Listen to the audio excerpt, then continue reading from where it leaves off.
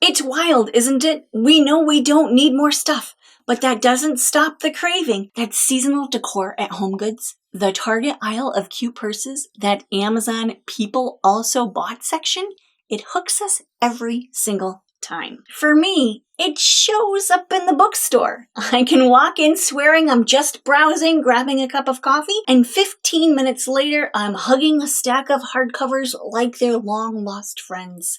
The smell, the glossy covers, the feel of the pages, it feels irresistible. And yet I've got shelves at home full of unread books silently judging me. But what if the secret to stopping that constant wanting isn't about cutting yourself off, but about changing the way you see the desire itself? Hi, my friend. If you're new here, my name is Sarah and I'm the owner of FrozenPennies.com.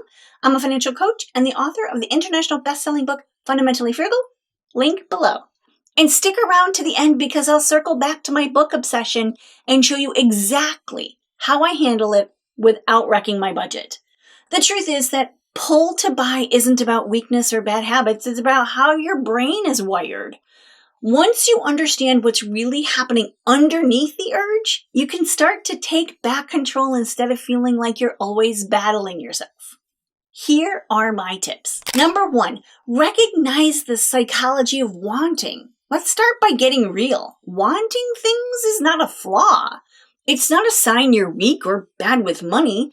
It's literally how your brain is wired. And every time you see something new, a cute sweater, the latest kitchen gadget, a seasonal mug, your brain releases dopamine. That's the happy chemical that makes you feel excited, energized, even a little high.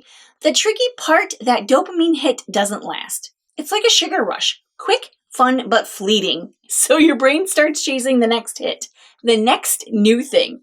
And guess who knows that better than anyone? Marketers.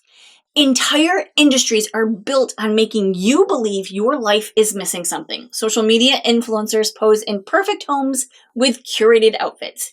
Amazon shows you customers also bought. Instagram feeds you an ad for the very thing you casually mentioned in conversation with your friend. Suddenly, your perfectly fine life feels like it's missing that one magical purchase. But here's the truth. No purchase will ever satisfy that desire long term.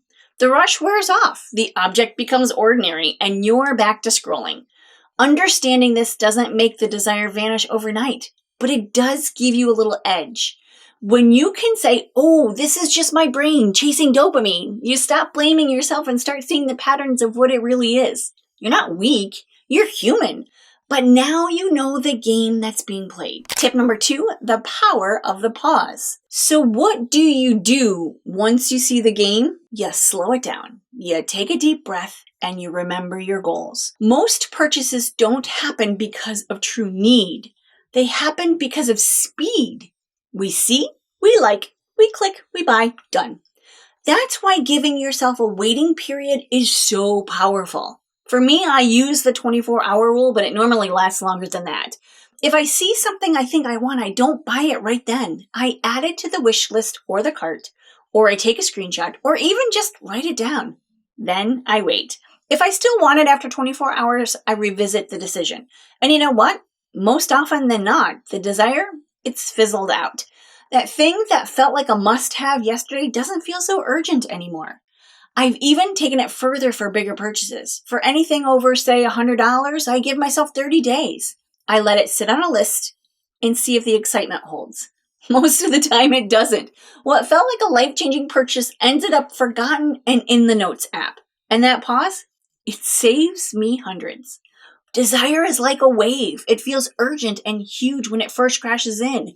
But if you let it roll over you, it calms down. Pausing doesn't mean you'll never buy the thing. It just means you'll buy it with intention, not impulse. And that difference can change your entire financial picture. And if you want a tool that helps you actually stick to those boundaries, grab my free budget planner. The link is in the description. I'll help you track what matters most and keep those impulses in check. Tip number 3, spend in line with your values. Now let's talk about something deeper. Your values. One of the most powerful ways to stop impulse spending is to figure out what actually matters to you. Because here's the shift. It's not about what you're saying no to. It's about what you're saying yes to. Peter Drucker, a business theorist, said, "Tell me what you value and I might believe you, but show me your calendar and your bank statement and I'll show you what you really value." For me, I've realized freedom in retirement matters more than a closet full of trendy clothes. I'd rather spend money on a beach vacation with my husband than on seasonal decor that'll be in the yard sale in 3 years. When I know those are my values, it's a whole lot easier to walk past the Target dollar spot. This is where your budget stops feeling like punishment and starts feeling like a filter. Every purchase is a choice. Am I choosing my long-term goal or this momentary buzz? If travel is what lights you up, remind yourself that when you're tempted by a sale, if security and peace of mind are your top values, then picture your savings account every time you want to click buy now. Here's a little exercise. Make a yes list. Write down the 3 things that matter most to you. Maybe it's family, freedom, or experiences. Then when you're tempted to buy something, ask, does this fit my yes list? If it doesn't, let it go. That way you're not just fighting desire, you're redirecting it towards something better. Comment yes list in the comments if this is something you want to give a try. Tip number 4.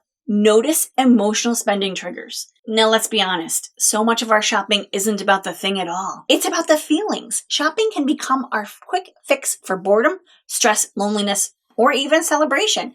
That little box on the porch feels like excitement, like something to look forward to. But the high, it fades fast, and the bills, well, they stick around. Now I'll admit my weak spot is late night Facebook or Instagram scrolling. The problem is they add in things from Amazon that they know I'll just love. They figured out my weakness, so then I'm tempted to buy. Now, when I'm tired and my brain is fried, I'll convince myself I need something I definitely don't need. And 9 times out of 10, whatever I order in those moments ends up as clutter or regret. The trick is to catch yourself in the act and ask, what am I actually feeling right now? If the answer is, I'm stressed, I'm tired, I'm bored, then no pair of shoes is going to fix that. Instead, maybe you need a walk, a chat with a friend, or even just an early bedtime.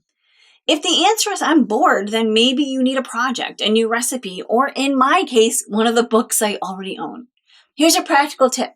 Keep a feel-good list handy. Write down 10 things that make you feel better than don't cost money, like calling your sister, watching a comfort show, baking cookies, or cleaning out a drawer.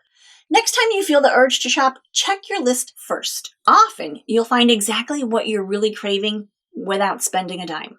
Now, I have a great video on all of the great things that you can do that don't cost any money. I'll leave it in the iCard above and the description below. And if you want to dive deeper into frugal living and all the stories that go with it, my book, Fundamentally Frugal, is a great place to start. It's packed with lessons and encouragement to help you stay on track. I'll also leave a link in the description. Tip number 5, learning the marketing tricks. This is where it gets fun. Once you learn how to marketers manipulate you, it's like seeing the strings on a puppet. Suddenly you're not the one being played. Now let's break it down. Scarcity tactics. Only 2 left makes you panic. But the truth? They're probably warehouses full. Urgency sales. 1 day only is meant to rush you so you don't think. Most sales cycle back around. Free shipping thresholds. How many times have you added random items just to hit $50? That's not saving. That's spending more. Influencer market. When you see someone you admire using a product, you want to copy their lifestyle.